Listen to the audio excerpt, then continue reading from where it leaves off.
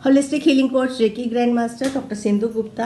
हम माँ की आराधना, माँ की स्तुति किस प्रकार से करें, किस प्रकार भोले भाव से माँ के किस मंत्र की चैंटिंग करें कि हमारा जीवन सुखद हो, सुखमय हो, सेहत अच्छी रहे, धन धान्य की पूर्ति रहे, घर में सब लोगों के साथ हमारे व्यवहार प्रेम पूर्ण रहें, तो किस हर संकट से माँ हमें बचाए।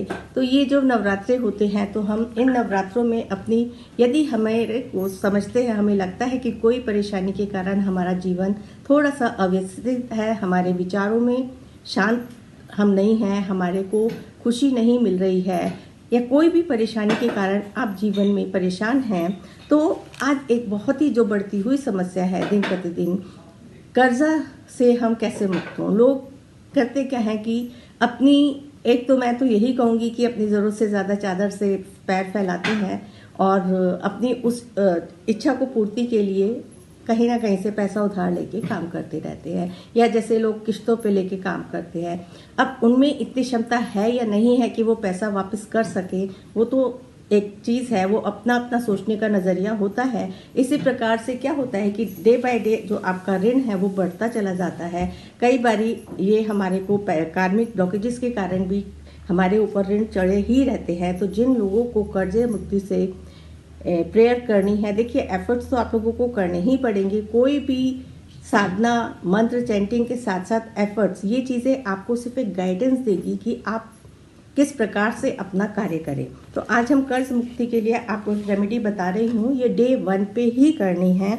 डे 1 पे इसका जो समय है करने का, सुबह 6 बजे से लेके 9:30 तक, मॉर्निंग में सुबह 6 बजे से लेके 9:30 बजे तक, और इवनिंग में 5 बजे से लेके 8:30 बजे तक ये आप रेमेडी कर सकते हैं। या तो सुबह के समय में करें या शाम के समय में करें। इस समय ये रेमेडी करेंगे तो आपको बहुत अच्छे रिजल्ट्स मिलेंगे। आपको इसमें जिस सामान की ज़रूरत है, 5 मखाने खंडित नहीं होने चाहिए, बिल्कुल साबुत होने चाहिए। पूजा की कोई भी चीज़ आपकी कभी भी खंडित ना हो, पूरी होनी चाहिए। कॉइन्स आपको लेने हैं 5, प्रेफरेबली 5 कॉइन्स हो लेंगे जिसके अंदर कॉपर के 5 कॉइन्स जिसमें आपके होल होते हैं, ये आपको पूजा की दुकान पे मिल जाएंगे।